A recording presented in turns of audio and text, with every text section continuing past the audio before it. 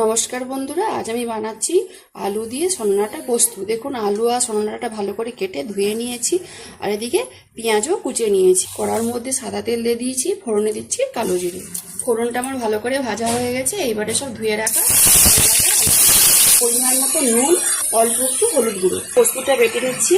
Mixer গ্রাইন্ডারে আমি কাঁচা পাকা লঙ্কা দিয়ে দিচ্ছি, এর মধ্যে আমি পোস্ত দিয়ে দিচ্ছি পরিমাণ মতো। জল দিয়ে আমি বেটে ডাটা আলুটা দেখুন অনেকটা ভাজা ভাজা করে নিয়েছি, এর মধ্যে দিয়ে দিচ্ছি কেটে রাখা পেঁয়াজ কুচুনো। পেঁয়াজটাও দেখুন একটু ভেজে নিয়েছি। এবারে দিয়ে দিচ্ছি কাঁচা লঙ্কা আর পোস্ত বাটা, ভালো করে মিশিয়ে নিয়েছি। এবারে আমি পরিমাণ মতো জল দিয়ে দিচ্ছি, মশলা ধোয়া জলটাই দিচ্ছি। ডাঁটা পোস্ত কিন্তু সব ভালো করে সিদ্ধ করে নিয়েছি। এবারে আমি চিনি দিচ্ছি, 1 চামচ চিনি। আলু দিয়ে সন্নাটার পোস্ত রেসিপিটা যদি ভালো লেগে থাকে অবশ্যই বন্ধুরা কমেন্টে জানাবেন। যেসব বন্ধুরা আমার রান্নার ভিডিও দেখতে পছন্দ করে তারা আমার পেজটাকে লাইক কমেন্ট বন্ধুদের মাঝখানে শেয়ার করে পাশে থাকবেন। আর যারা ইউটিউব চ্যানেল থেকে দেখছেন তারা সাবস্ক্রাইব করে পাশে ক্লিক করবেন। সবাই ভালো থাকুন, সুস্থ থাকুন আর সাবধানে থাকুন।